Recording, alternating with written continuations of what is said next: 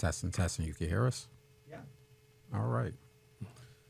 Shout out to everybody tuned in. You rocking with the Enveonline podcast. Rocking with your host, Deshaun, a.k.a. Son of a Jones. And this is his partner, the super tan, heavily melanated friend, his partner, Azar Johnson. It's a hell of an introduction. Yeah. So we tinkering around with some things, man. Shout out to our engineer, Tyler, that's hooking this whole thing up. Okay. We back, man. Let's get on some topics. We got a wide range of stuff to talk about today. Yeah. But before we get deep into it, we just finished our federal holiday for the second year in a row. Okay. Happy Juneteenth out there to our people.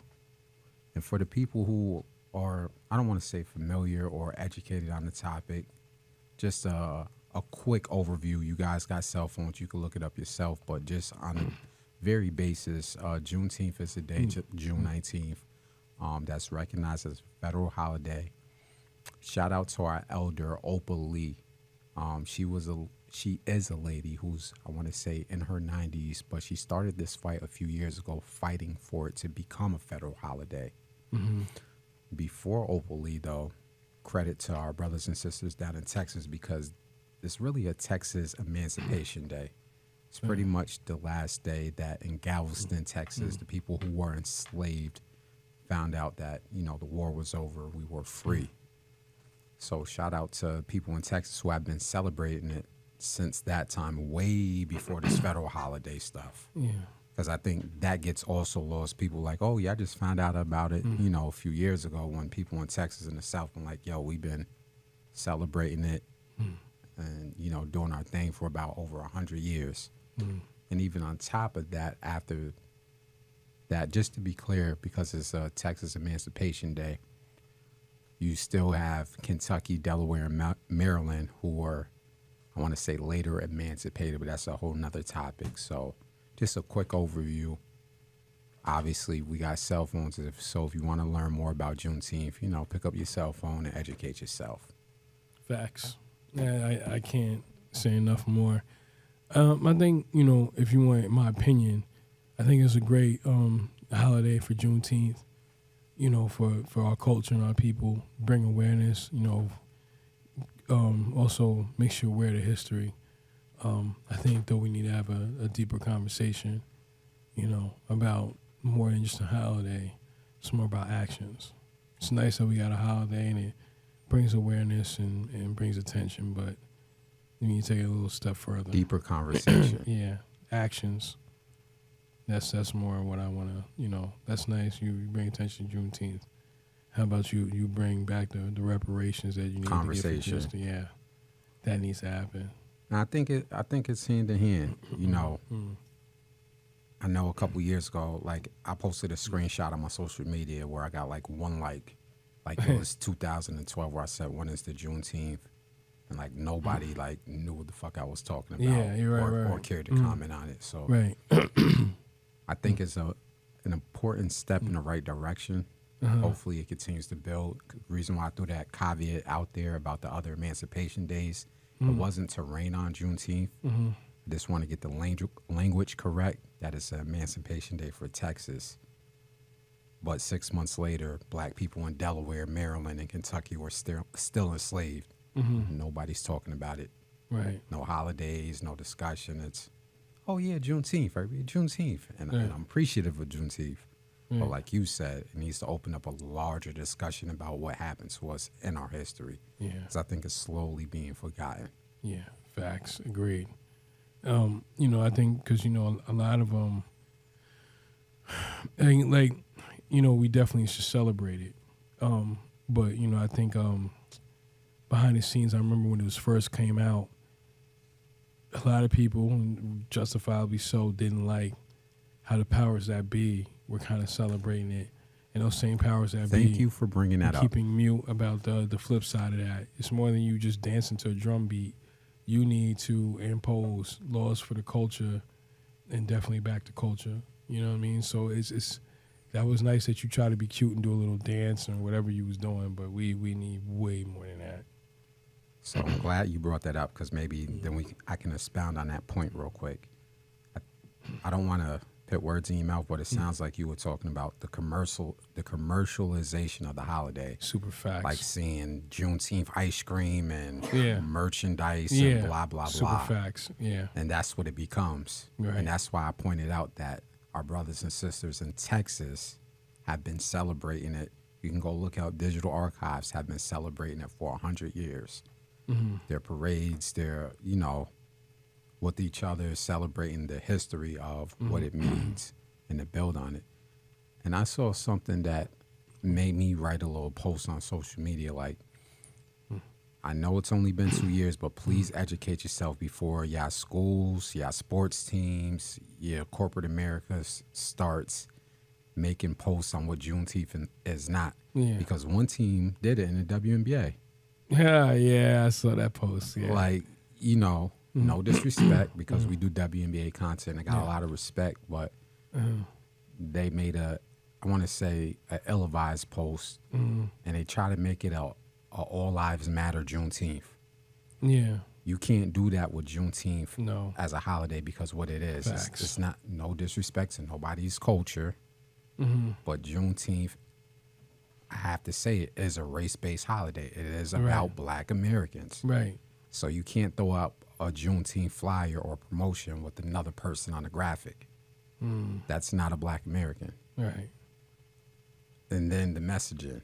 It's not an all lives matter holiday. Yeah. It's not about inclusivity. It's about Black people in Galveston, Texas, finding out 2 years later that they were still enslaved. Right. Can't all lives matter that. No. And then with the commercialization, people putting out merchandise. Mm-hmm. Juneteenth is not about merchandise. I know we live in a capitalistic society, but who cares about effing ice cream and T-shirts and flyers and no, because who's benefiting from that? Not us. It ain't our communities. Right. It's not Baltimore. It's not Texas, Mississippi, and so forth. So I definitely feel you on that, man. Right. Facts. And more importantly, besides Juneteenth, Father's Day, man. Yeah. Happy Father's Day, brother. Thanks. Happy Father's Day to you too. Yes, that was the day before. Right. Shout out to all the men out there who do step up, whether it's with their biological children or not, and do what they have to do, because we don't do it. I like something that Gilly said on social media, like, you don't get no pat on the back for this. We're not doing this for no reward. Right. It's a selfless job being a father, and that's what it's supposed to be. Right. We brought these kids into this world who didn't ask to be there, so got to step up, man. Got to do what you got to do. So for all the fathers out there who year in and year out, day in and day out, do your job as a father, man, shout out to you and salute to you, man. I hope you had a great Father's Day, man. How was your Father's Day? I did. My son, he made a card for me, so that was probably the coolest thing that he could done. You know what I'm saying? So I appreciate it. Everything he did. You know what I mean? So I do, man. That was probably the best present he gave. Oh, definitely, man. Definitely appreciate that. Same thing for me, man. I got 3 kids. Shout out to all 3 of my kids. They came through. Showed a lot of love, man. Showed a lot of love. Got cards. And I don't know. For me, it's not about the gifts. I know sometimes you see the commentary on social media about, the gifts that Father's Day give. But again, I don't look for Father's Day to get some type of fancy watch or, it's about the love, man. I love being around my family. I love being around all my kids, all 3 of them, the oldest down to the youngest. So just seeing their faces, just seeing them smile, be healthy, be in good spirits, man, that made Father's Day for me excellent. Right. Shout out to my wife who made it special too, man. Right. So that was a great weekend. Yeah. Shout out to Junior's mother. Yeah, it my family too. They made it special for me too. So, they put effort and time into it.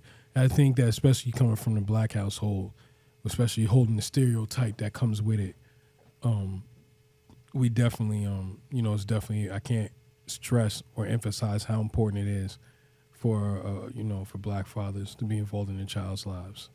Because if you don't take care and raise your child, the system will. Trust me when I tell you, coming from the background I come from, I've experienced it. So that's all I wanted to say about that. Definitely. You get a whole lot of misguided young men running around here. Yeah. Doing stuff that we're going to talk about later in this podcast. Right. Crazy. Facts. Some of them actually have fathers, but still. But, that's a whole topic for another discussion. You want to get into some of this premium content that we're going to talk about, man? Yes, sir. So we got a few things we're going to talk about. We're kind of not freestyling, but I want to start at home. So we're going to start here in Albany. Okay. Yeah, please. Yeah. Like, our engineer, shout out to Tyler. He's on top of stuff all the time, and he sent it to me via social media, Instagram. And as soon as I opened up and saw it, I'm like, you got to be kidding me. Antonio Brown. Now, it pains me to talk about this because for two things. I love my city, Albany. Everything. The semi-sports teams, blah, blah, blah. So this was kind of a good thing last year or whenever he came to town and was being a part of the ownership of the Albany Empire, who, if you don't know, is a semi-pro football team, and they have 2 championships, if I'm correct. Yeah, that we know of, yes. That we know of, 2 championships. And it was a great thing for this city. And Antonio Brown brought a lot of attention. And we were thinking that things were going to be on the up and up, and there was going to be some, with his cachet, his resources. I don't know. I was hoping for the best out of this situation with the semi-pro football team. And it quickly burned out very quick. Didn't even last a full season. So I'm gonna get straight to the point. If you haven't read the news, the Albany Empire has been disassociated from the professional, from the league. Basically got kicked out of the Arena Football League. How do you get kicked out of a league? Because of the buffoonery. Like, this isn't a YMCA pickup game. Yo. This is a real league, real competition, real investors, ticket holders, real coaches that dedicate their time to the players, real players. So when I read that news, FAB, and I'm saying this as a Pittsburgh still, you know how long I've been a Steelers fan. I got the Antonio Brown jersey. My son's name is Antonio. Trust me, I'm a diehard. First thing I thought about was some coaches and players. Yep. Yeah, that's where I was going to go. First thing I thought about was some coaches, and I'm going to tell you what. I was so, like, and I'm not a big arena football, but my empathy comes from, I know how hard it is when you invest in something. Whether it's your job resume, whether it's your personal business, whether it's even a hobby. When you put your time into something, like, it's precious. Like, you look at it like it's your child. Right. So for somebody to come in with their buffoonery and take your dream and just crash and burn it, I'm like, yo, them coaches have 2 recent championships. I ain't talking about 2004. I'm talking about last 2 seasons. Right. Tearing the league up. Them players were getting a lot of love around the community. I'm going to talk about one because I know of, we're not friends, but I know of one. He's like a hometown hero. So later in the season, there was a player added to the roster. And if you're my age, which is mid-30s, I'm old. You can see the hairline receding, but if you're my age and you're from the community, you know what I'm talking about. CJ Tarver. He's a local legend for us. You know, did his thing in high school, did his thing in college. And I'm pretty sure, just thinking of the mindset, he just, hey, I'm in the community still. Let me give it one last shot at my age, you know, mid-30s. Let me go out there, play a couple years, and just be a hometown hero. Be in the community, sell tickets, and just live out the rest of my dream until I can't play no more. Right. And me personally, I can't speak for him because I don't know him like that. I just know of him because we went to the same schools, and I'm a fan of the kid. You had to feel like, yo, you just took my dream and threw it in the trash. Yeah. Like, I literally got up and was about to dedicate myself to a year, 2, 3, or however long God would allow me to play arena football. And because of your buffoonery, we're like the laughingstock now. Yeah. Like, I just don't, when I saw that, my heart went out to the coaches and players, especially somebody like a CJ Tarver, who's a hometown hero for us. Yeah. Like, for Antonio Brown to do that, how dare you? That's why when we were talking before the podcast, I'm like, there's no way he could still be in the community of Albany right now. You should be run out of Albany back down to Florida. Yeah. And I know some other people going to feel some type of way about that. Oh, it's AB, give him a sec. The only way he could rectify this if him and his lawyer team figure out how to get them reinstated, which I don't see happening. But what are your thoughts about this Antonio Brown and Albany Empire situation? So usually when we talk about a person like Antonio Brown, we'll go over events that started, like where it's led to. He's got so much dramatic, toxic behavior that you can't fix it. So meaning, in other words, like, the list is too long. Mm-hmm. Long story short, when he first got there, he had problems because he's walking on the field when he wasn't supposed to. Ownership issues, paying the players. Players were bickering. Coaches were being changed. Then, I mean, the straw that broke the camel's back was when they said, the league said, no, we good. We don't want to deal with you no more.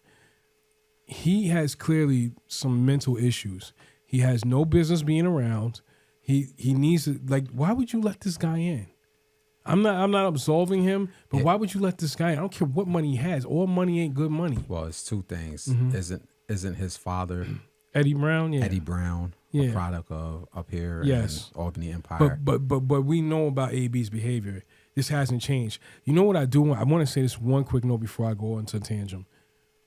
I really commend Mike Tomlin because I think he hid a lot of things that now we're seeing. Well. This had been going on, but they hid it so well that we never saw it.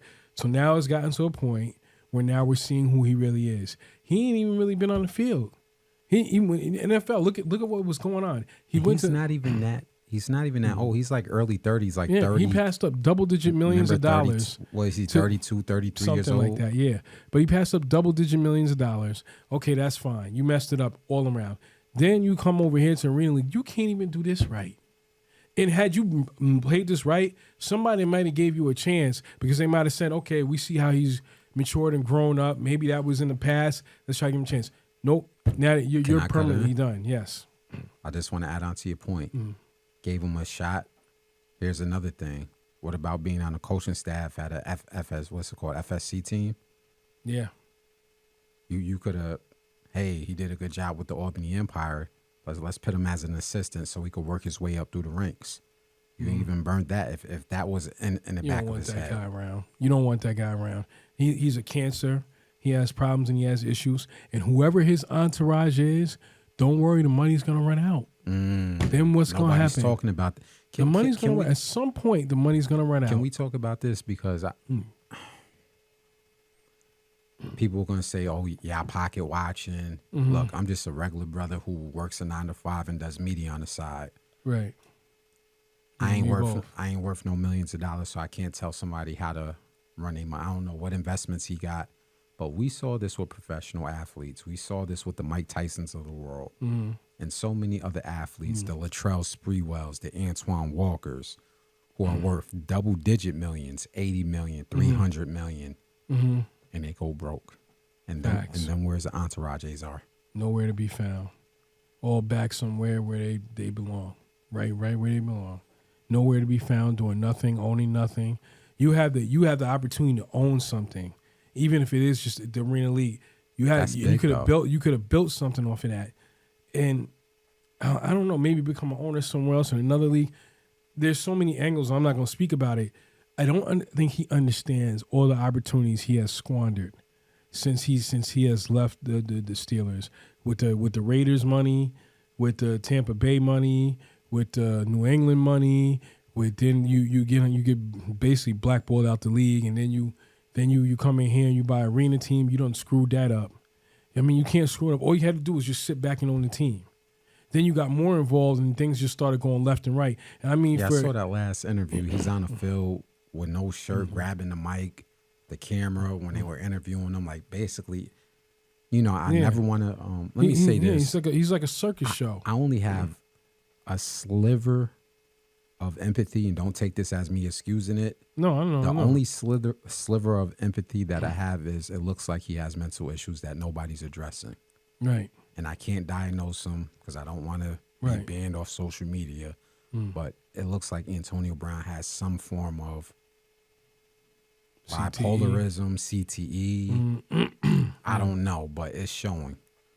You can't tell me that's not that or something else that can be worse that his team ain't talking about. But Yep. I'll let you go ahead. But that really irritated my soul. For young kids that's seeing that buffoon / clown do what he's doing, let that be a lesson. Look how and you know, whose pops who has never really done anything. I've never heard him do anything about it in the community. Right. In a community. His pops who was in Florida at the time when this was all coming out, because he said he didn't know nothing about it. Just think about all the burden he's putting on his father, shaming his name, putting all the burden, shaming his kids, shaming, you know, I don't know. I don't think he's with his child's mother, but at this point, really, man, you're a grown man. And you shaming everybody in your circle. And mind you, whoever is co-signing your behavior, I guarantee they'll be nowhere to be found. Don't worry, your money going to run out. I give it 5 years. When his money runs out in 5 years, he's going to try and nobody's going to care. Then what you going to do? Because you can't get back in the league. Not when you burned all them bridges. Just think about it. There are athletes right now who are out of their respective leagues, whether it's baseball, basketball, football. And the ones that didn't burn the bridges, look at the second lane they have in media. Yep. Look at the podcasts that are popping up, the analyst jobs, the stuff behind the scenes that is allowing athletes to make not a little money, but make extra millions of dollars. Do you think Antonio Brown would be able to do something like that? No. Not whatsoever. Nobody wants to talk to him. And this is why I need athletes to pay attention to what you're doing, because you're ruining the secondary money. Like, maybe you don't care. I don't know. That's why even as a Celtic fan, I'm looking at Paul Pierce. Like, you need to chill out when you go on these podcasts. Yeah. Like Paul Pierce was on Kevin Garnett's podcast a week ago making a fool out of himself. What do you mean? What was he doing? He was clearly intoxicated. Stephen A. Smith talked about it. Overly intoxicated. You know, Kevin Garnett has his podcast. He's trying to do a professional analysis interview of the game. Yeah, okay. And he's this drunk, yo, KG, I want to introduce you to my girlfriend that I ordered off a website. Like, this is live. Yeah. And I'm just, as a Celtic fan, I'm looking at this like, do you see how far from grace you're falling, making a fool out of yourself? Now, he's nowhere on the level of Antonio Brown, nowhere on the level, but he's even made some questionable media decisions that is effing up the money. And maybe he doesn't need it. Maybe he got $40 million in the bank for all I know. But as we're going to talk about later in this podcast, who can afford to burn $10 million here, $5 million here? None of them, or man. like Ja Morant, $50 million here, which we're going to get into with the Ja Morant. That's going to be set to a side. Let me give a jewel. All this money that you see these players making, okay, and I've been around long enough to see it. You speak. They say, yo, they got $100+ million. So Shaq, I think at one point got 10 years, $120 million. I remember one time he got that deal, right? You're not talking about the taxes over the years, the agents, child support, the agents, all that stuff, the lawsuits, right? The lawsuits. So let me make it abundantly clear.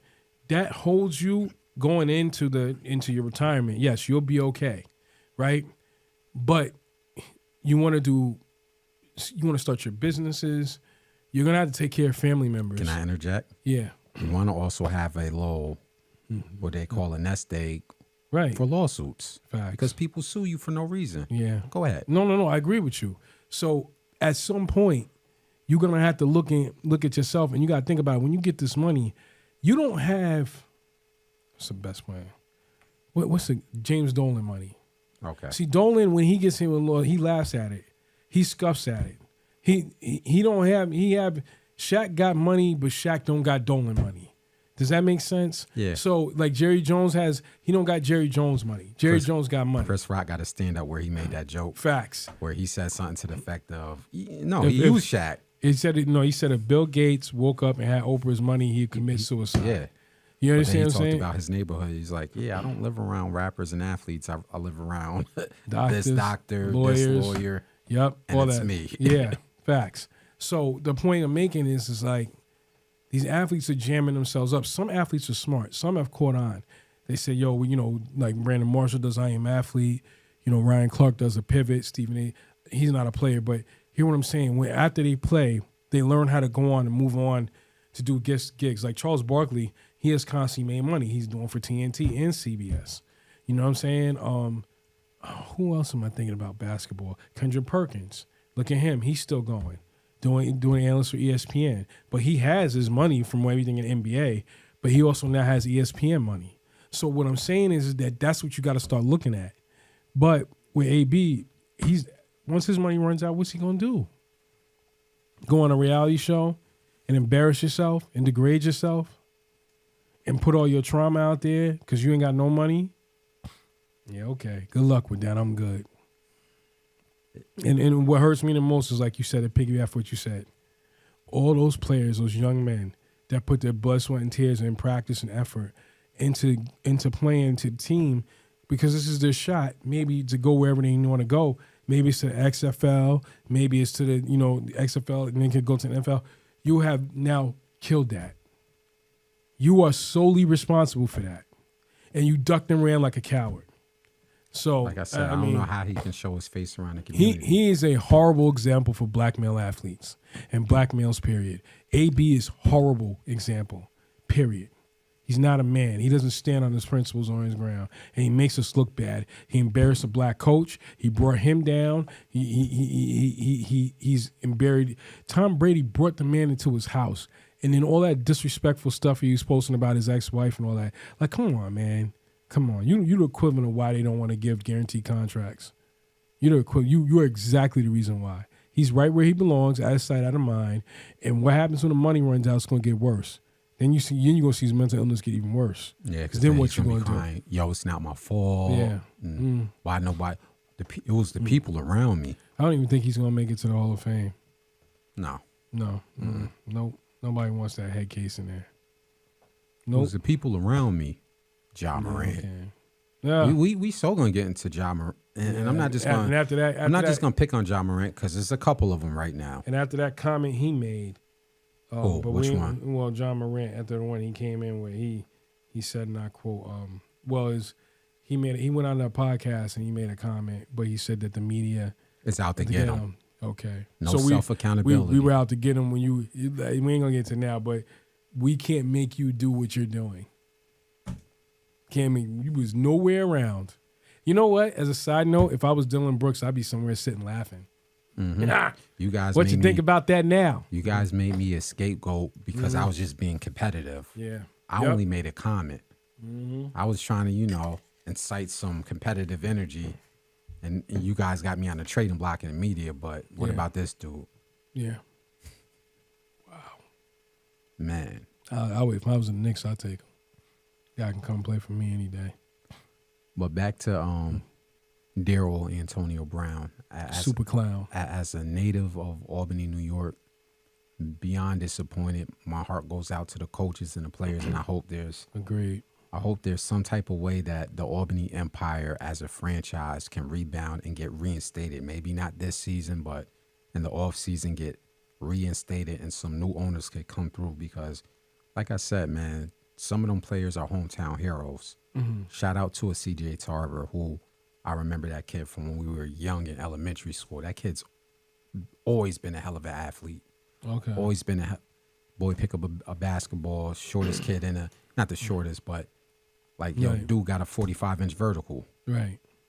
People don't know that. Like back in the days, like that dude would dunk on you at 5'8". I think he's like 5'8". Mm-hmm. Football, you ain't catching him on a football field. So to see a hometown hero like a CJ Tarver get that taken away from him, like, nah, man. Like, I hope they run you out of town. Yeah. I hope they run Antonio Brown out of town. He'd be out of sight, out of mind, and new ownership could come in and fix that situation for them coaches and players, man.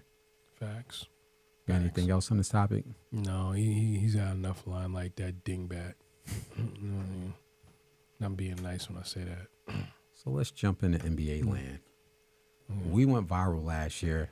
It was our first podcast when we talked about the great Brooklyn Nets. Oh, you going to get me started? And you went viral. I'm talking about I put that clip on Twitter and it was like 10,000 views later and yada, yada, yada. Right. This all season, a year later, He gets traded to the Brooklyn Nets.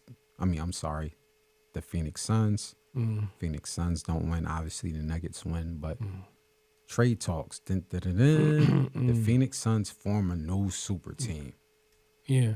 They get 29-year-old who's just entered his prime a year ago, Bradley Beal, who's a 30-point scorer on high 40s or 50% field goal shooting. Yeah. They just reinstated a new big three, which I thought it was going to be hard because it's new collective bargaining agreement. It's kind of limiting contracts, but that's besides the point. When you heard the news that Kevin Durant got a new big three formed around him, what was your thoughts? Watch this mess collapse. That's this mess collapse. So I don't know why they think this is gonna work. I'm gonna tell you why. So they say the big three, but you still got DeAndre Ayton there. You now have sacrificed your draft picks and your bench. We go down this road many times. There is no bench. Facts. So me and you have been down this road so many times, and you kind of emphasize it more than I do. Every time they give up their bench, their draft picks, all that stuff, it doesn't really work out. And they say, well, it worked out for LeBron, and with all that. And then one thing I want to emphasize, and I want to emphasize very strongly, when LeBron and them did the thing with Miami and the super team, right? There's three things. One, you had a few role players. You had Haslam. There was I think Antonio Walker was down there. There was a few of those guys down there. There were some veterans. I'll even name some. Birdman. There was a young point guard by the name of Norris Cole that knocked down some deadly three-pointers. There was rookie, right. There was a lot of support and cast around him. So what I'm saying is when you look back at it, Chris Bosh sacrificed what he's good at doing, which is being a leader on a team, and played his position, and he played defense, right? Played in the middle, played defense, and helped LeBron down there in the post. Then you also had D. Wade, who was just as illmatic, but he played second fiddle. He let LeBron go first, and he would go right behind him. You had guys that was ready to play their role, and you got guys that was ready to play defense, and you got guys that played the position. So they played on both sides of the ball. LeBron played on both sides of the ball. Kevin Durant don't play on both sides of the ball. Have you seen when Kevin Durant is on the court? I don't know if anybody's watched those Phoenix games with him and Devin Booker and them. I did. I swear to God. God. They want to score, but there's no defense. Easy layups. Woo, just easy layups. That's what was the difference when Milwaukee won a title. Because you had P.J. Tucker and you had Drew Holiday and Chris Middleton, and they were all ready to play their roles. Even though they helped Giannis on the offensive side, they were still ready to play on the other side of the court. In Phoenix, who the hell you think is going to play defense? Ain't nobody going to play no defense. Like I said, Devin Booker ain't going to do it. And let me tell you real quick, not to cut you off, I'm sorry. Ayton ain't going to do it either because Ayton is going to be salty. He was already salty about Monty Williams when he came back, and he didn't want to be there. Then they matched his offers, made him come back. Him and Monty, he didn't like playing there. Then now you're going to bring this guy Bradley Beal in here. He is going to be fourth. They didn't bring Bradley Beal in there to be the fourth option. So that means Aiden's going to be the fourth option. You think he going to play defense? No, I'm not going to do that. And he already emphasized that's why he wanted to leave, to show what he could do on the other side of the ball. Now what? And what I was just about to say is I'm not trying to be funny, but I literally can't remember who's on the bench. No, I don't remember. And that's going to be a problem. See, people remember now when I'll give an example. The reason why Luka Doncic had problems this year and last year was obviously first. Well, we'll start with this year. They got rid of Brunson to the Knicks because they didn't want to play him. That was a big loss. So that was a big loss. But then they also gutted their bench, so they had no depth. So if Kyrie Irving and Luka Doncic wasn't scoring 45-plus points a night, plus they don't play defense, what happens? You're a first or second round exit. Same thing happened to them last year. It was just a little more well-rounded last year. Look at the Denver Nuggets this year. 7-8 players deep, but they all play defense. Like you said, they all understood their role. Right. Now, I'm not saying the Phoenix Suns won't have a great record. They're going to outscore a lot of teams. There's no way they don't put up 120 points a night. But ironically, didn't we see this same thing with Phoenix 20 years ago with Mike D'Antoni and his philosophy was what? To outscore score the other as a team. Yeah, When they had Steve Nash and Amari Stoudemire. and that's why it never works. And what happened? They got deep. They even made the Western Conference Finals one year, but they couldn't stop the other team. Yeah. I don't know. Like, yes, Kevin Durant is 34 going on 35, and the other players are younger around him, but I think I agree with a lot of other analysts when they said you might have to trade DeAndre Ayton. Is his name DeAndre? Yeah. No, you're right. You might have to trade Ayton to get some complementary pieces because this, as current constructed, is a second round or or Western Conference Final exit. You have no bench. If somebody get injured, what you gonna do? What you gonna play Kevin Durant 40 minutes every game? So let's talk about this aspect too. Can we talk about this real quick before we bounce around? I thought that era was done. What do you mean? This big three teaming up, forming a super team to force a title, because it was starting to weigh on people's legacies. Yeah. Look at Giannis. Did he force people to come to Milwaukee? Because that's not a big market city. No, it's not. It's very cold up there. It's not a lot of diversity. There's racial problems. Yada yada yada. Got some good role players. Won a championship. Denver Nuggets, decent economy over there in Colorado, but who's going to Denver? Nobody. That's a homegrown organization. Carmelo was screaming to get out of there. Those are draft picks. Michael Porter Jr. draft pick that nobody believed in. Let's talk about that. When he got his back injured in college before the draft, nobody believed in that team. Championship. Now we're back to forming big threes. Right. And Kevin Durant, out of all people, after the flack you got from leaving Golden State and not getting it done in Brooklyn. That was a homegrown team. That was a homegrown team. Then you went to Brooklyn, and then you was crying out of that. You was like, oh, my God, they gave you everything you wanted, and then you was crying about that, ready to get out of there. And then you went to Phoenix, and you're like, oh, yeah, now I want to be here. And, I mean, it was through the season.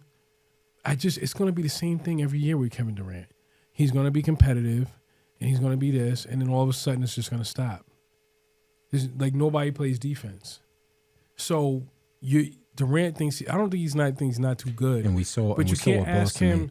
We saw what Boston made him look like the year before when they swept him. You can't ask him to score 30, 40 plus points and ask him to play on defense. He's not a Kobe Jordan type guy like that. If he's scoring on that end, he expects other guys to be on the other end stopping. But that's going to be hard. And you're going to find out real fast. I don't – you just going to have to bite the bullet, man.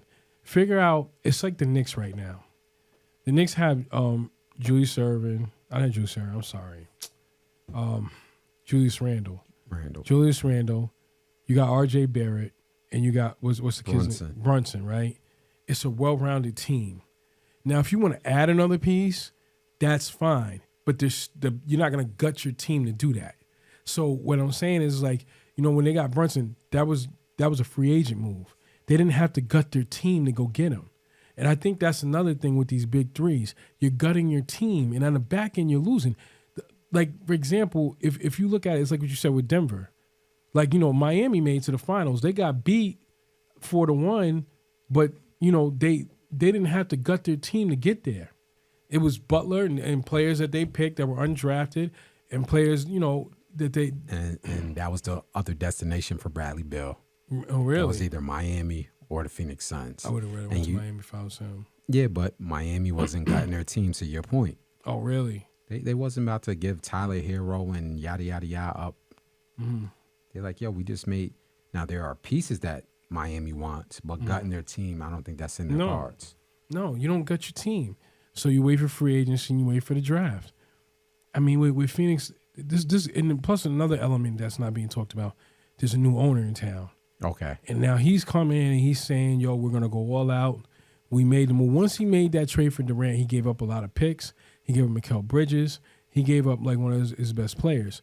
Not one of his best players, but one of his good players. So you go and get Bradley Beal.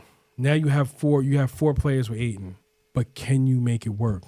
And you got Frank Vogel coming in who's defensive minded. You really think Kevin Durant's going to listen to that? Nope. I don't know how this is going to work. Maybe Devin Booker's going to step up and start playing defense. I don't know how this is going to work. We saw what happened when he tried. Mm-hmm. He got cooked by Luka Doncic. Yeah, facts. They made a meme out of him. Like it was bad when Luka was getting in that ass. Yeah. So it's I don't know how this is going to work. I don't know what they're going to do. I don't know how this is going to happen. But this mighty Phoenix team that they're going to have come out, they're going to be in the top 4. And what's going to happen is they're going to run into a team like Denver. They're going to run into a team like the Lakers. The Lakers are rebuilding. Yeah, the Lakers. They're not going to let LeBron go out like this. No. They got to the Western Conference Finals. And you know, it's not a knock on the Lakers. They made that trade midway through the season. So let's run it back and see what happens when they do from the start. Under their belt. What they messed up at when they played the Nuggets, I was about to say the Broncos almost, where they messed up at, maybe it's because from the era I'm coming from. The one thing I liked about Jordan and the Bulls, once you came across half court, they was on you. So the minute you hit that mid-court, they're looking to come up and come get you. I'm noticing with Denver, teams weren't really doing that. And by the time they try to do it, it's too late. You trying to defend the three-point line. No, you hit his behind when he comes up. The minute he hits the mid-court, you get him. Same thing I keep seeing with Steph Curry. You either you go at him and you rather let them come run him off the three-point line like, yo, these guys keep coming after me. It's like what Kukoc said when he was playing on against the Dream Team.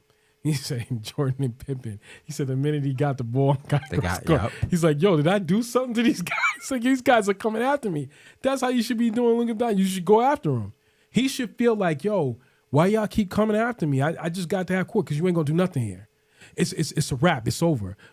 These players now, and I'm not throwing shots, it's more than just doing this. Mm-hmm. Go after him. Say, I want your ball. You came in here and embarrassed us. It ain't going to happen no more. When you get across this court, you're just going to start seeing me on you. You're going to dream about me every night. And they don't have that mentality. People are going to laugh at this when I say this for the Lakers, but the Lakers had the formula in that bubble. Mm-hmm. No knock, but just go with me for a second. Basketball players. Mm-hmm. They whooped Denver a couple years ago.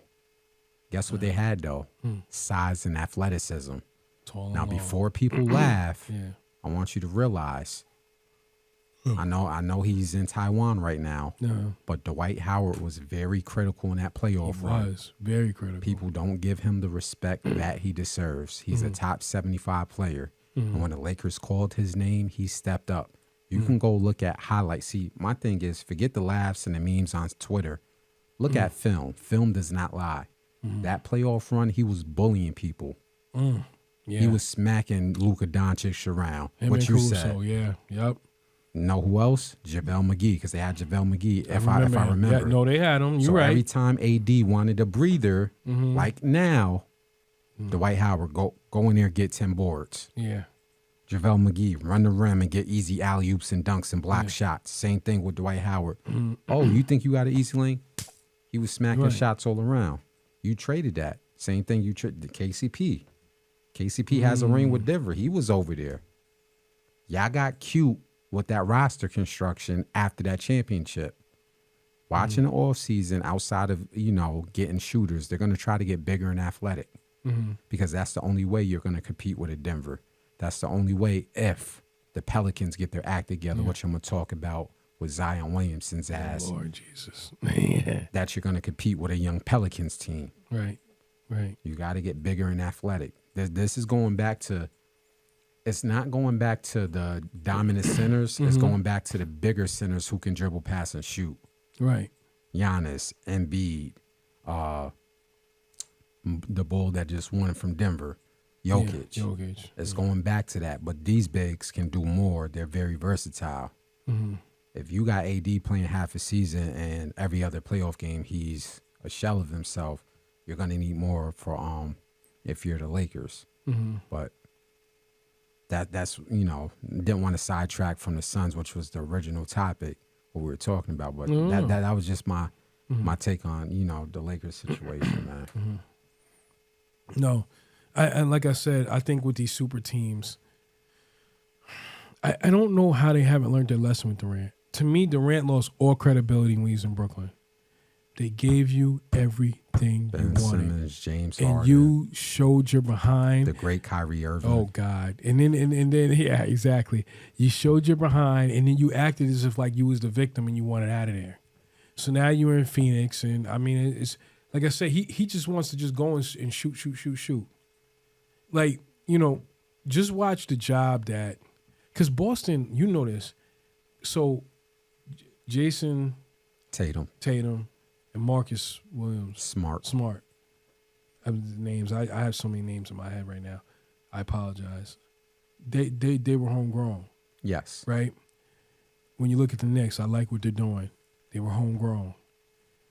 The Lakers, they say, well, they built a super team. That's different though, man. There's top 5 players in the league. Come on, really. 2 out of the top 5 players. But the difference is with those two guys will do things on both ends of the court. Even though I've seen AD plays defense. Yes. LeBron plays defense. Kevin Durant does not play defense. Devin Booker does not play defense.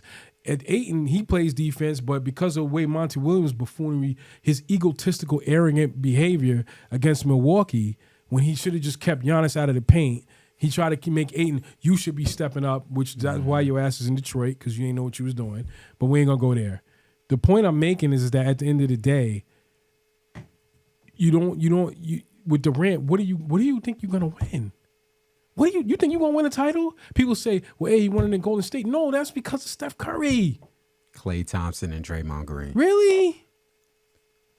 They already won before him. They won after him. They were illmatic, man. Andre Iguodala. You ain't got assassins like that. Sean Livingston, the mid-range. And let me tell you something else.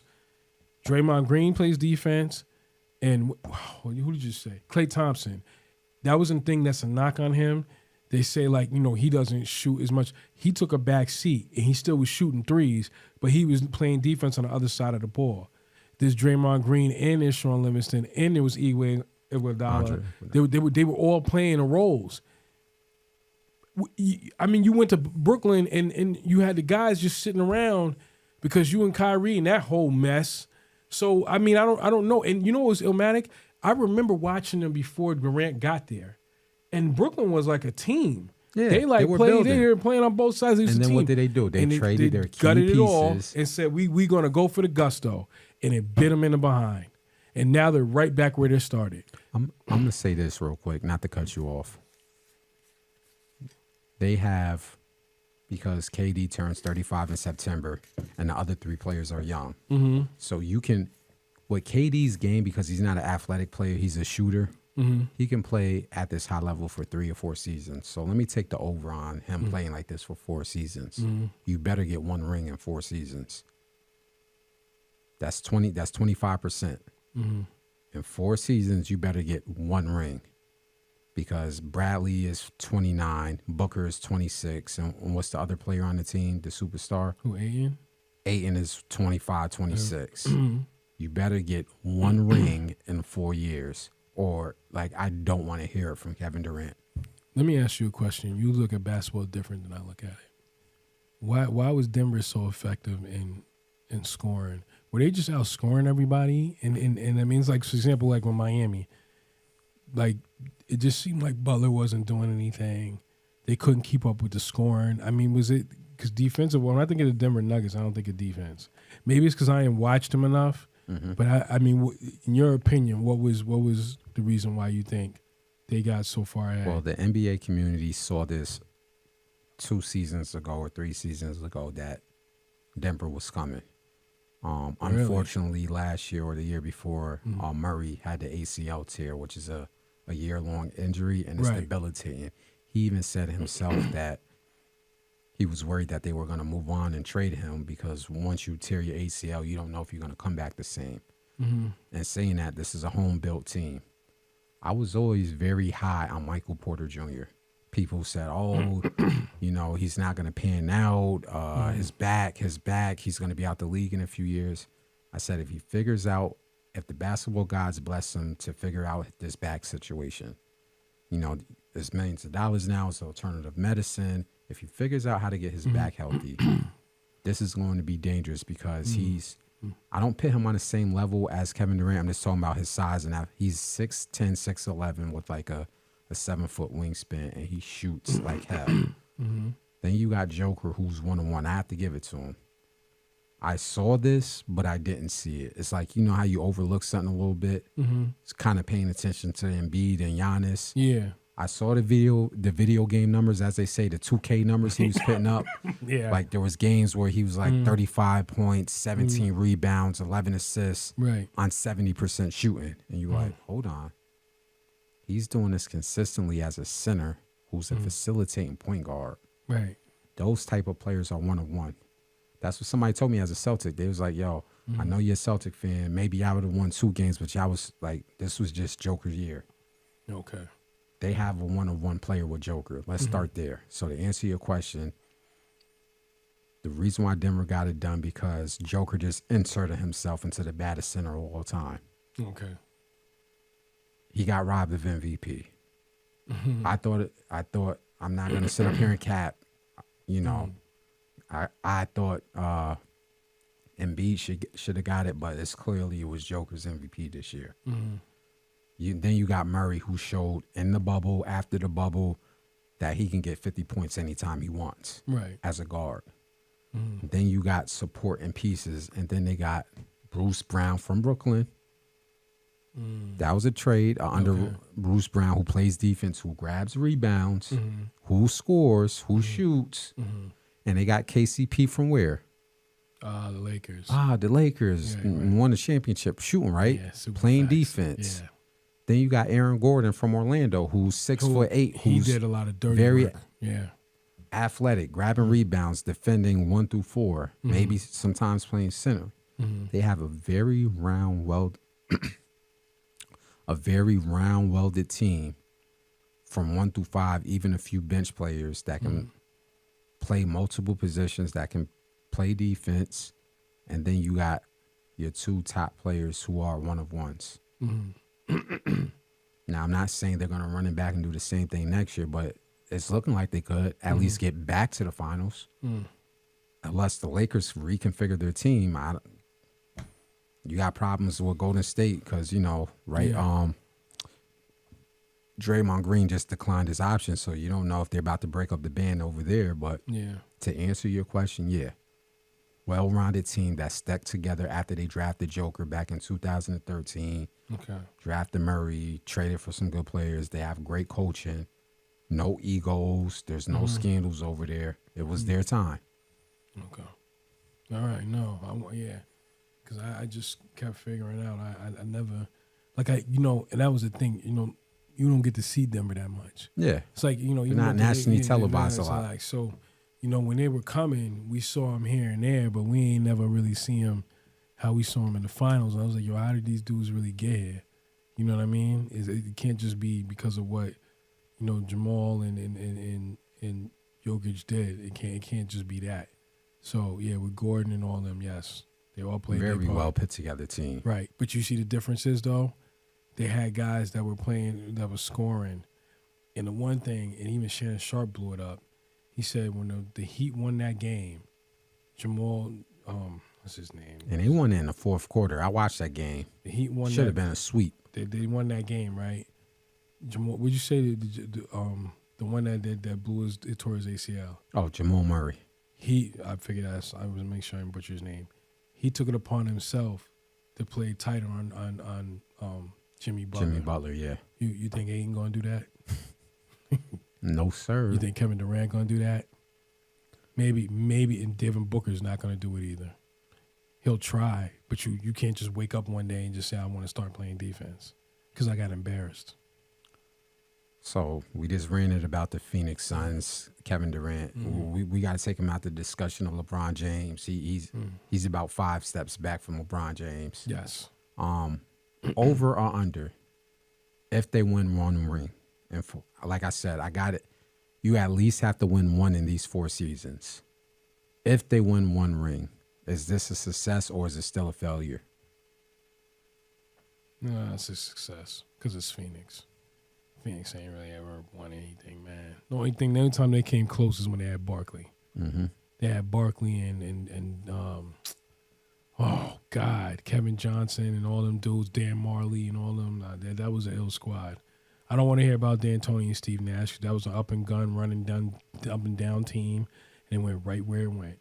Let me also throw a side note in there. I'm just one last thing I'm gonna bring up. You know, Kevin Durant. They talk about that, and they keep saying about, you know, how he's worth the risk. Didn't he go to Brooklyn? He ran that coach. He ran Nash up out of there. Mm-hmm. Now you come to Phoenix, and now Monty's out of there, because I'm pretty sure you played a part in that too. Okay, we'll see. I don't think Frank Vogel is that type of dude. So we'll see. Good luck. God bless. My prediction, will they come out of the West this year? I still have the Denver. Obviously, you have to have the champs as number one. After them, I have the Lakers doing something this offseason because LeBron turns 39 in December. Mm-hmm. He has 2 years left in his tank at the very least. I don't see the Lakers letting him go out like this. No. So then after Denver, I have the Lakers. Mm-hmm. You saw how they made it this year. Mm-hmm. After the Lakers, you can never count on Steph Curry. Mm-hmm. So then I have the Golden State Warriors. My sleeper team is the Pelicans if they ever get their shit together. Mm-hmm. Then after all that, yeah, I then have Phoenix. Okay. They're a top 5 team in the West, mm-hmm. but the West is always competitive. Mm-hmm. Depending on the matchup, for example, let's say in the second round they face the Lakers, I don't have them beating the Lakers. If in the second round they play Denver, like for me, it's matchup based on Phoenix. It depends who they get in the second round if they can advance to the Western Conference Championship and get to the title run. Right. It's going to have to be a perfect matchup scenario for them to get to the title. And to me, that's too many if maybes, ands, and buts. So I don't have them going to the title next season. Okay. Maybe the following year, but next year, no, I don't. Okay. Got anything you want to talk about? Oh yeah. I mean, we always got something to talk about. So, because I got 2 more topics before we wrap this up, but I don't want to hog the mic. No. man. You follow up. You can follow up with you wanted to talk about the NBA. So one thing I wanted to talk about, which I've been wanting to talk about for a while. I'll follow right after this. Now that I'm getting older in age, and I don't want to sound like I'm coming down on the young fellas too hard, because I was young once upon a time, but now I'm your young OG, I'm your young unk. I'm in my 30s, man. I'm looking at the way some of these athletes, not just in the NBA, but even in college and even some of them younger, are squandering future opportunities. So what I wanted to talk about a few weeks back was a few names. And I have to use the word allegedly because I'm not trying to get sued or talked about for slander, yada, yada, yada. But a few of these athletes who are squandering golden opportunities, outside of Ja, in recent news, you have Zion Williamson, who decided to go buck wild and impregnate. Oh, Maria Miles? Is that her name? No. She's the one on Twitter. Yeah, you see what she did today? He impregnated, I forgot the young lady's name, and I won't put any slander on her, but everybody knows the situation. Then you have the number 2 draft pick or alleged draft pick, Brandon Miller, who that situation has been very quiet, and I know why it's quiet, because they're waiting for him to get drafted before a civil suit comes. Put a pin in Brandon Miller, because there's a civil suit that's going to come. Not saying the family's going to win, but that family lost a daughter. They're not gonna go quietly when he's gonna be worth $50 million in a couple months. Another name that people probably forgot about, but since I'm in high school basketball, is Mikey Williams. Oh, you didn't hear about Mikey Williams? He was an up and coming young phenom. I've been watching the kid since the 8th grade. He was about to go off to Memphis under Penny Hardaway. Got caught shooting at people that came allegedly. I had to say allegedly. Throwing shots at people in California. He's from here? Where's he from? From here? He's from Cali. I don't know what part of California, but he's from Cali. There was an incident where somebody allegedly trespassed some young white kids. I don't know if they was invited by the owner or not, but he shares a house with somebody else. And allegedly, I have to say allegedly, the reports were that he turned fire to their car. 18 years old. Like, I'm just not understanding. Right. What are you young athletes doing, squandering golden opportunities? Now, I will say this. Mikey Williams, out of all the people I named, was surprising because he had the hardest path to the NBA. He's a shorter combo guard. He's like 6'1", 6'2", but he can really fly. He was going to have to prove himself in college to make it. But I had him as a G League player. He was going to have to earn his way in the NBA. That's what makes his situation a little bit difficult because whenever this trial comes up, if you get convicted and have to sit out of college for a year or 2 years, I don't want to wish bad on Mikey Williams, but it's really going to be a tough situation. Right. Another player, he's from upstate New York, and I have to say allegedly, but he got into some trouble. Dior Johnson. If you're from Albany, then you already know the name. Go look up the story. It's just every week that I'm opening up the newspaper or opening up the internet, I'm seeing a prominent athlete who has a chance to take his family and put them in a situation where you can create generational wealth, especially with this NIL deals, and you're ending up in jail for bozo behavior. Right. And I have to say that, it's not me looking down on the young folks because we all make mistakes. Right. And you never know the situation they're in. But for the players of that caliber, everybody who's been watching Mikey Williams or always said he had 1 foot in the league. It was going to be up to him. The Dior Johnsons, the Brandon Millers, the Zion Williamsons, and the Ja Morants. As an older man that me and you are, that we made our mistakes when we were younger, when you see this type of behavior, what do you attribute it to, or what are your thoughts on it? It's their circle. It's got to be their circle. If I can just go down, at least for like, especially with the John Morant situation, I'm just wondering, like, your pops is at the games. How are you even in this? Your pops ain't going upside your head and telling you like your homeboys like they can't come over here, man. They over here, they bringing bad attention. Think about what you think about. He's not thinking about the ramifications. You keep blaming the media because that's another thing he came out with. Let me start on him.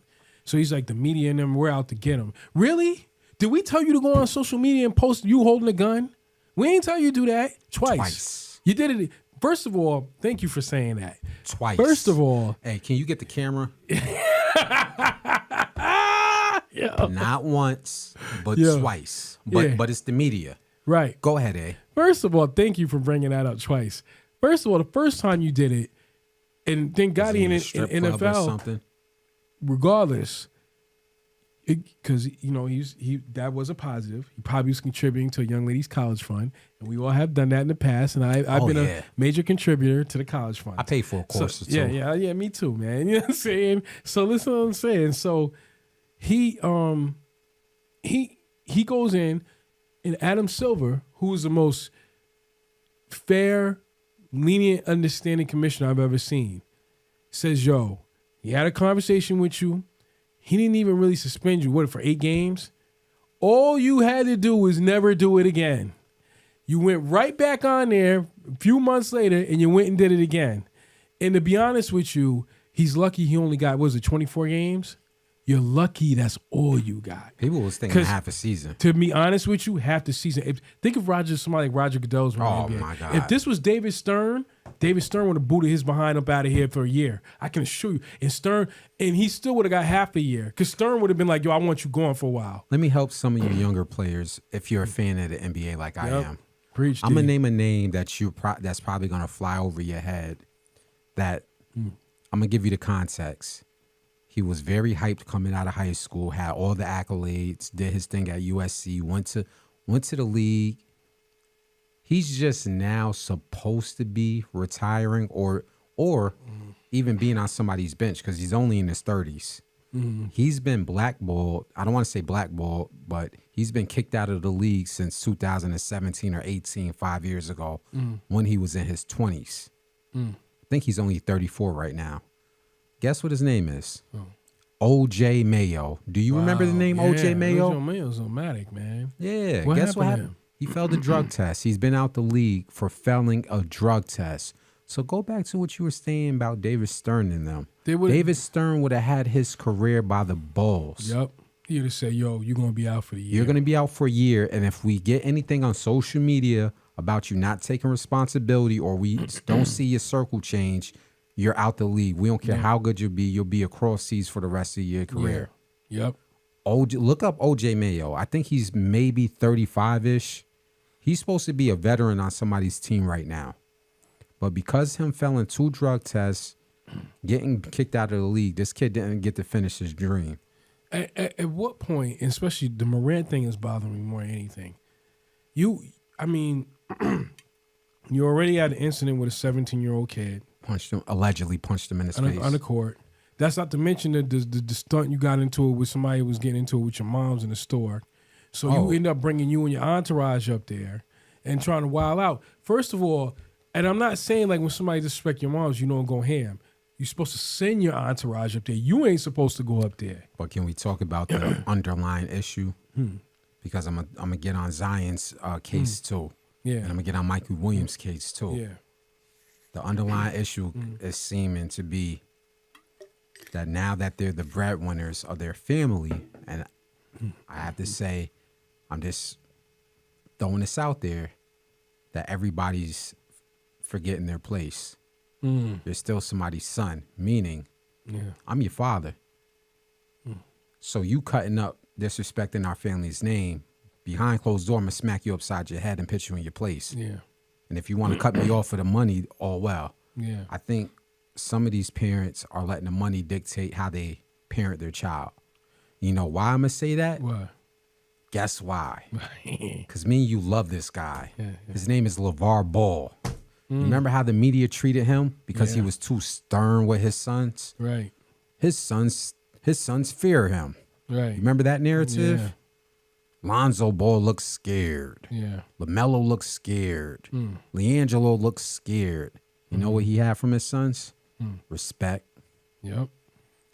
Now, LiAngelo did do a stupid thing by stealing glasses, but did you hear any of them in the media ever again? No. I mean, if that's the biggest thing that he's done, I don't have any issues moving forward with that. Like, come on. LaMelo. That's the worst he's done. LaMelo's about to be up for a rookie extension. He's in the league. He's looking like he's going to be a face of the league. Yeah. LiAngelo's doing his thing in business. You know, shout out to Lonzo. I hope he figures out his knee situation and recovers. Yeah, I don't think it's over for that kid. I don't either. But the point I'm making is the media villainized LeVar Ball for him being a parent. Right. Do you see John Morant's dad doing that? No. You know what? I see John Morant's dad trying to too busy looking cool. Trying to be the cool parent. Yeah. Now, a lot of you young folks don't like when your parents say this, but you know when your parents say, I'm not your little friends and I'm not Boo Boo the Fool and all that? Yeah. This is what they're talking about. Yep. I know sometimes it comes off as harsh, and I'm saying this now because I'm older with kids of my own. But this is what us parents talk about to you young kids and you young nieces and nephews when we say we're not your little friends. Yeah.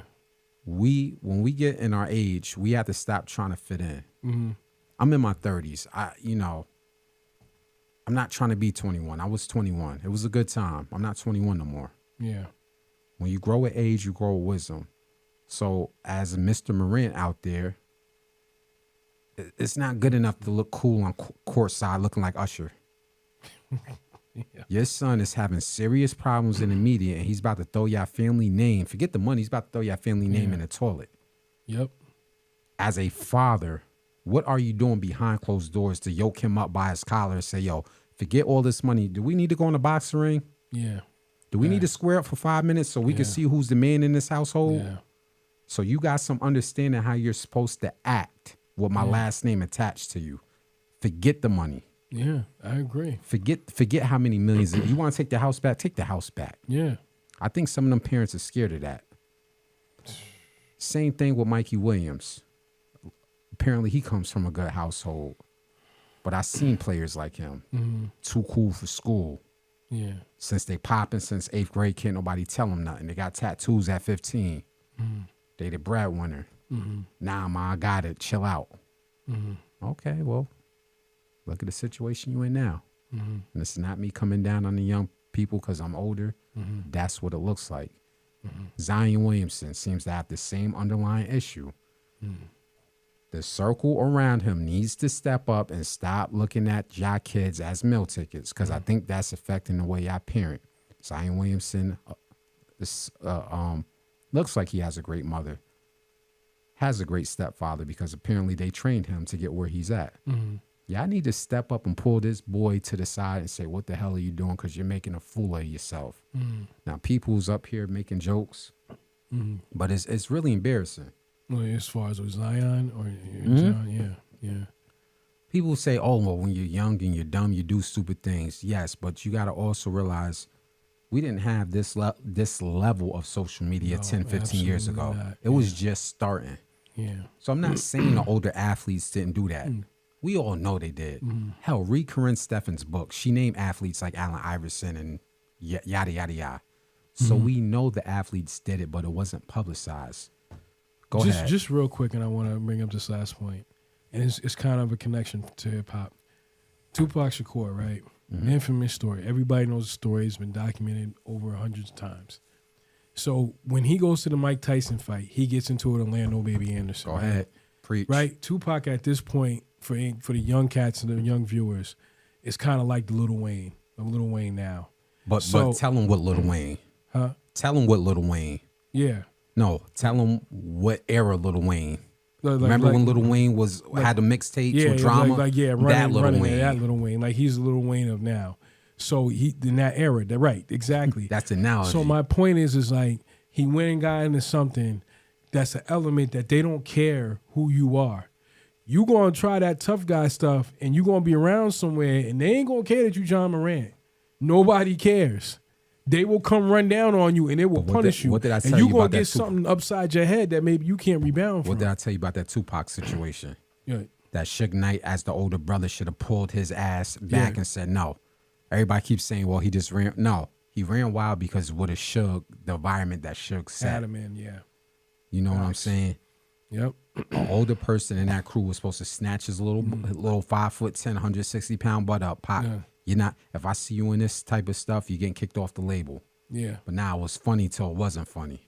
Right. Same thing with Ja Morant. It's funny until it's not funny. Yep. It's funny when you're pointing beams in an Indiana Pacer car, because that was another story you didn't add in. There was some type of red laser beam, and they attributed it to, obviously, from allegedly a gun. It's funny till it's not funny. Yeah. Because getting kicked out of your league could be your least concern. Now, what I was finishing on Zion was the parents need to snatch that boy up. I'm gonna tell you why. It's not the who he got pregnant and yada yada yada. You haven't been healthy in 3 seasons. See, this is what I want to touch on. Yeah. You were supposed to be the face of the league, you and Ja. You're sidelined because you can't get back to your Duke weight. See, JJ Redick talked about this on the show with Stephen A. All this, we never seen 280 fly. Well, we've been seeing it for 3 seasons and it's not working. No, at all. He looked like after Duke basketball was over, he was partying for 3 months and gained an extra 30 pounds. I keep telling people Zion wasn't no damn 285 at Duke. No. Go look at the film. He looked like he was maybe 260. He was cut. He was chiseled. He was slim. Yeah. Zion needs to get down. Forget 285. Forget 275. He needs to get down to 260. But instead of focusing on your health, he's out partying. Because there's no way you get caught up the way you got caught up in this last month. You know, I hope it works out for him. I'm not wishing bad on him and his child's mother and other situations. But put your priorities in straight. Get back on the court. Do what got you there, which is basketball. Yeah. Because if not, especially Zion, he can be out the league with those injuries. He can be sidelined and forgot about. Go ahead. Just my last point on this whole thing. Jordan, I come from a Jordan era. Jordan was not the best player. He was not the best player in the league. He wasn't. But he was the most committed. What did B.J. Armstrong said after that last time they lost to the Pistons? When we came home, we went back to working out because they were focused and determined on getting to the top. A lot of these players aren't like that. So let me make it abundantly clear. Let me make a point. Why Zion, who is way better than Luka Doncic and but he's not committed, right? But they're in June. They're holding up trophies. What you holding up? You played 20 games this year. Jesus. And you think you're going to get a max contract? No, he already has it. That's the problem. He already signed an extension. And that's the worst part about it. So the overall gist of me saying these names and going over these situations, and I'll say allegedly so nobody publicists won't get mad, the Dior Johnsons from upstate New York, who I hope you figure your situation out and get back on the college floor. The Mikey Williams, the number 2 draft pick from Alabama, what's his name? Brandon Marshall. Yes. Miller. Yeah. The Zion Williamsons. You guys are wasting a golden opportunity. Yes, you can have your fun and make your mistakes, but a $40 million mistake, they estimating that Ja Morant has at least cost himself $40 million. And with the new CBA, you have to meet a certain game threshold to even be awarded trophies. Damn. So with him missing 25 games, he can't get elected to no defensive player, he can't get no trophies next year, which can then hurt his contract. So now you're costing yourself millions and millions of dollars. If Zion next year doesn't play more than 50 games, he's going to cost himself, because then they're going to go back in that contract and start saying you didn't hit a certain amount of games. We're going to start taking money from you. You other players who are in college, you're costing yourself NIL money. My main point will bring this up. The inner circle to these people, and more importantly, the people I named were parents. Y'all need to get back to parenting and forget about the money. Facts. Ja Morant has parents around him. Please yoke his butt up behind closed scenes, off the internet, and do whatever you have to do as a parent, even if that means getting cut off for a couple months. You know, because I could tell you right now, that's probably the fear. Oh, you're going to take my house away. Zion Williamson has parents around him. Yoke his big country butt up. His crew knows which one? Ja Morant. Okay. They know who and who not to do that to. Prime example, real quick. Remember when they was getting into it with Shannon Sharp on the sideline? So his crew didn't go run up on Shannon Sharp. I don't care if they did it or not. You know what'll happen to you, because he got crew too. They're going to want that. They're going to want Forget the smoke. the crew. Unc's in shape. First of all, he'll break him in two. He looked like he was going to go through it on his own. That's one. That's part one. He was going to get a grown man ass Part whooping. two is he affiliated has his own, with I know that crew is who they say they are. So you want to flash, they going to deal with it. And mind you dealing with grown men. Grown men in their 40s and 50s. That's what you want to do? It's like Dame Dash's squad. Like, a lot of people don't know about Dame's crew, but go back and I shouldn't, because it's kind of like telling. Let me just say this. Go back and look at the Math Hoffa interview. There's guys back there. There's a story that's going to be told. You thought those paid in full dudes was ruthless. The lynch mob was no joke. So in other words, what I'm saying, I'm not saying no names, had a crew been around when you and your little teammate friends and your pops and your fake little friends with it, they want the smoke. They don't even want to talk. They want you to go right outside and we're going to get you the way you want to get got. Same thing like with Pac. So I just think that when you knock on that door, you're going to get answered. That's right. Facts. You know, so I didn't want to bring this up to sound like the hating old dude. Like I said, I know I'm in my 30s and people going to say you're old hater. Just trying to get these young bulls some game. You guys in college, there's NIL money, there's opportunity to get educated and travel the world. You guys in the pros are touching generational wealth that the old athletes didn't touch. Yep. These guys are making $200 million before they're 30. The majority of them are going to touch $500 million before they retire. The good ones. Yeah. The Ja Morants, the Zion Williamsons. You can touch $500 million before you retire. Do what's right, man. Yeah. Do what's right. And I'm going to touch on that more in another podcast because we're about to wrap this up with one more topic. The last thing I want to touch about, because, you know, we always talk about hip-hop. I want to shed some light on a hip-hop album that I'm into. Because I think it's definitely time to jump back in that bag, man. Okay. I'm going to let you do that one.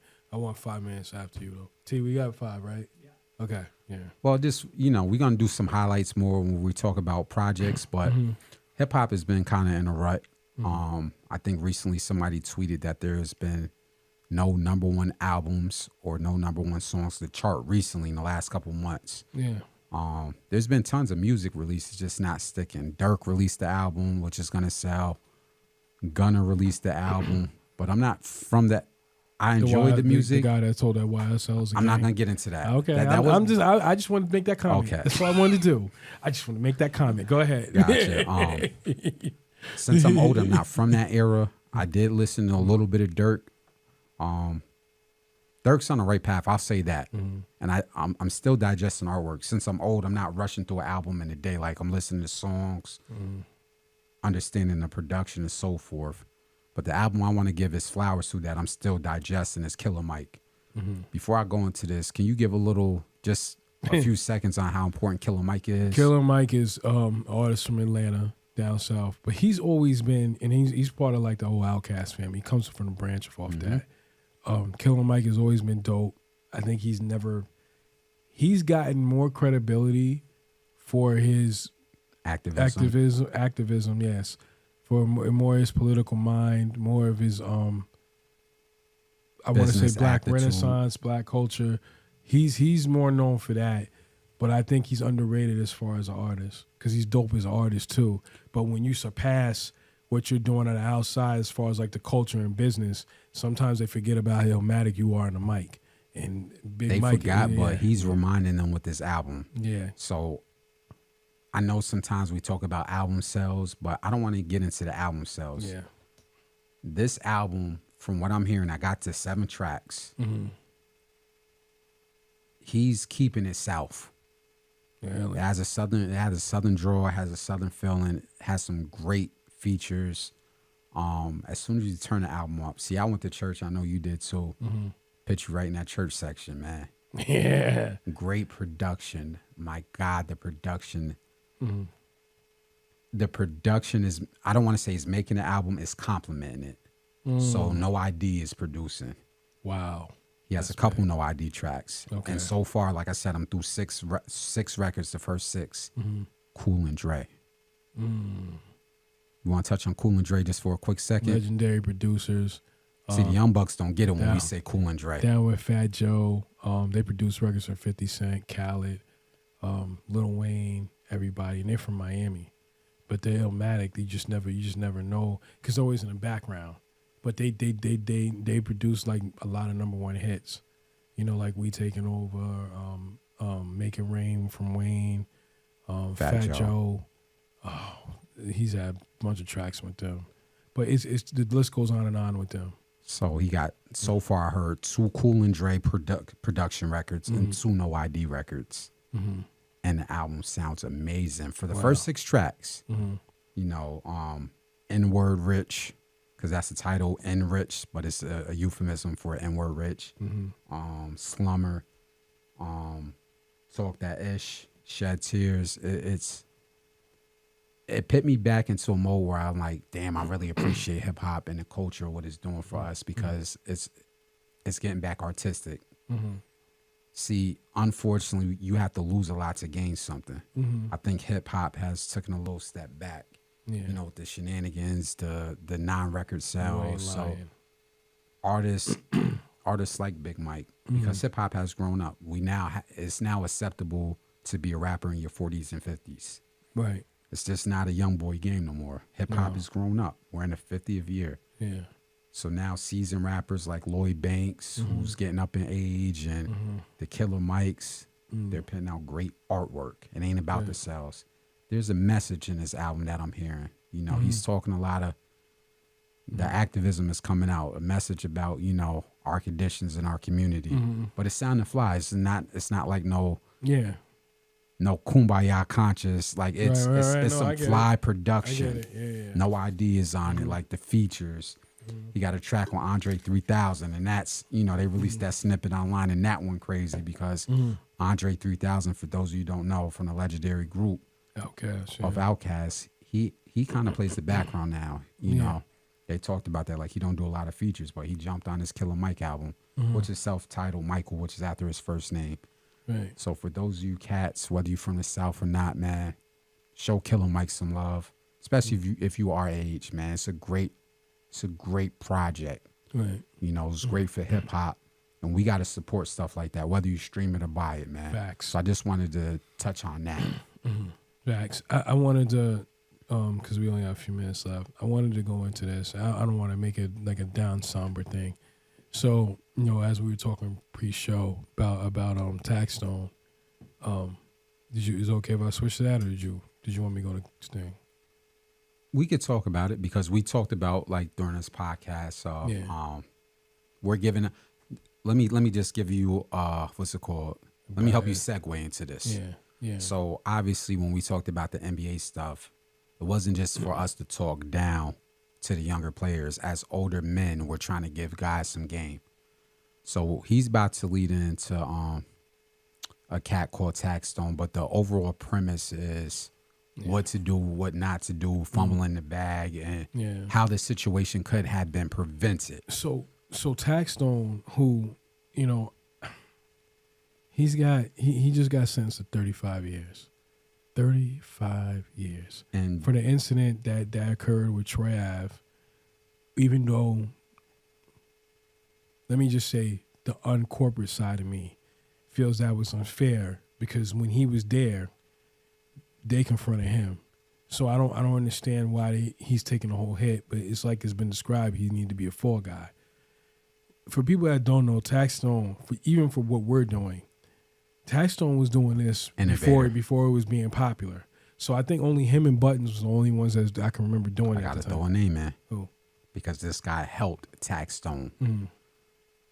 There was an era, 2015, 2016, even before that. So no, because he got locked up during that time. So 2013, where podcasts was coming in and people was like, what the F is this? So Joe Buttons is right, but the second guy passed away, Combat Jack. Okay. Rest in peace to Combat Jack, who died from cancer. Combat Jack had a great podcast, and he put Taxstone on the game. Yeah. Go ahead. So, and Taxstone was really getting it in, and he was to a point where even he had Jay and Rock Nation behind him. But then that incident happened where he ran into Troy Ave. I guess they even had words back and forth. So whatever happened that night, they got into it. Troy Ave's affiliate, Banger, was murdered that night. Taxstone, who's clearly seen on camera, you know, trying to run from the scene, he's being shot at. So the whole thing with the gun, he's now being sentenced to 35 years. That's not to mention who is an affiliate of his, Casanova. He's up next. And for Rico charge. And what was big for him, what was a big report, is why they're looking at him now. It's not just because Taxstone got sentenced to 35 years. It's now that he's denounced the gang thing, the Gorilla Stones and all that. I think that's a little too late, or yeah, I mean, it's never too late. But this is the thing. And then he gets cut across his face, and now he's talking about suicidal thoughts. Now, for people and I've seen some people, and they shouldn't even be saying things they're saying, like, oh, nobody cares, and go ahead and do it. I know who you're talking about. Okay, that was completely inappropriate, and that was the most ignorant, stupid thing you could have said. I don't know where you were coming from with that, but I don't care. Point I'm making is that, like we was talking about the young bulls, right? Look at where they at. What is the end game? You got 35 years. One just got 35. So by the time this podcast come out, he's already starting a sentence. He's right. We're gonna hear about Casanova. So Casanova is gonna be next. But look at that. Because he said he don't want to do the gang thing anymore. They slid him across his face. It's too late. And let me make this clear. This goes into tying in with John Morant. So with Taxstone, you did what you did, right? Or whatever. What were the OGs telling him when he was out making those records and getting money and doing everything he was doing? Why would you even include him in that? If they'd be like, yo, we ain't got nothing to do with that. We're going to take the L. You can't be touched. You can't be being involved in this. You can't even be around it. Same thing with Taxstone. Why are you even in this situation? And you see, no disrespect, because I know Trav seems to keep talking tough or whatever. Like he keeps talking like he's justified his talent. Let's call it what it is. You ran up on somebody and they answered you. That's why I keep talking about with John Morant. You're going to run down on somebody, and your man might not make it. Ask Troy Ave. And he couldn't even go to his man's funeral because he put that man's family. That family feel like you put that man in that situation. So my point is in all this, look at the end result. What would you rather be doing? Would you rather be what Casanova was doing before he got locked up? Would you rather be doing what Taxstone was on interviews, even on Vlad, talking about like, yo, I'm over here with girls I saw in magazines I can't even believe I'm rolling with. Not just that. Why don't you want? You don't want to be doing that? Can I interject? Yeah, go ahead. Not just that. Before he turned himself in or got picked up wherever he was at, Casanova did an interview because, like the week later on the Breakfast Club, he was like, Taxstone was telling him he was just holding this check that he didn't cash. And the check was for $250,000. Damn. He was sitting on a $250,000 check that he never cashed that could have changed his life before that incident. Same thing with Casanova. And I'm more disappointed in Casanova because it's fitting into the stereotype of being institutionalized. So for people who don't know, because Casanova's kind of my age, he's like a year or two younger than me, like early 30s. Cat from Brooklyn, who came out of before he turned himself in for this Rico charge, because he turned himself in. Had the thing going underground. He was starting to learn how to make records. Yeah. He had the record that was what do you say? Run. Don't run. He had another record. Knock your teeth out. Yeah. He had a good record with Davido, and this is why I'm so upset, because that record was a crossover international record. Davido is a dope Nigerian artist who is good in Afro beats, but also good in hip hop. And Casanova was starting to do records with him. Casanova actually went out to Nigeria and shot a video. Casanova, yes, I remember that. Casanova was starting to really. I don't want to give it all away, but Casanova was about to start bridging the gap between hip hop and Afro beats. Same thing with Davido. Like it was about to be something special happening, and then it got caught up with the Rico situation. So going to your point, to the end point, both young men had something great happening, but couldn't see too far ahead. But what I was saying with Casanova, before he started that, he just got out of jail from doing 7 years straight. Yeah. Which he admitted to. And then before the 7 years, he did 3 years. So he did a total of anywhere between 10 and 13 years before his rap career in his late 20s, early 30s. And to see yourself not completely turn it off didn't make sense, because Snoop Dogg said it. Snoop Dogg just said it recently in whatever interview, or it was a pivot. Yeah. Yeah. When he beat that murder trial, because people got to remember with Snoop Dogg, when that Murder Was the Case That They Gave Me came out, that song was based on his real life. He was really facing murder. He was really about to go to jail for what happened to that. But he beat it. Right. He said, yo, I had to make a quick decision. Either I'm about to be the superstar that I'm destined to be, or look what just happened to me. Yeah. I got to tell the homies, look, either y'all leveling up with me or y'all got to stay back. Yeah. But I and he said, yeah, I got a little hate from the hood because people wanted me to still keep doing this. But what do y'all want me to do? Y'all want me to be in jail or dead, or do you want me to be a superstar? Facts. And what did Snoop Dogg do? Yeah, he became a superstar. Went with Master P and changed the whole course of his trajectory. Yeah. Yep. So it's not like we don't have examples of what happens when you do the right thing. You got Snoop Dogg and others. But I hate to say, like, this is a Dave Chappelle skit, when keeping it real goes wrong. Facts. Because now you got a young man in his 30s that has 35, meaning he's not coming home till he's 70s, basic math. Yeah. And now we're waiting on Casanova with this Rico charge. It's looking like 15 or better. This is bad. It's really bad. So I want you young men to not look at this as us coming down on you. We're just simply asking, what's the end game? Yeah. I'm not telling you to not protect your family if you have a situation where you have to protect your family. But all this unnecessary gang and tough guy routine, what's the end game? Because you done said it a couple times. Yeah. What's the end game? Coming to tired to him, man. 35 years. That's all I'm going to say. Got anything else you want to touch on? No, we're going to let that go. Leave it right there. 35 years. Well, everybody hear what I'm saying. He's going to do 35 years. And this is not a shot, but let me look at the one corporate entity that was behind them. Rock Nation. Thank you. You don't see them nowhere to be around. Nowhere to be found. They might quietly be paying commissary, but outside of that, they completely stepped back. 35 years, and they left them. Just, that's all I got to say. Well, we got more podcasts coming up. I want to shout out to one of the best multimedia firms in Albany, JGI Media. Facts. Who always has supported us from the beginning, who does great work. Shout out to our engineer, Tyler. Yes. Who does great work, not just in podcasts, but audio engineering in general.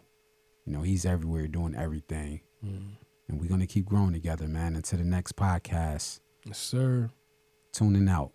Yes, sir. One.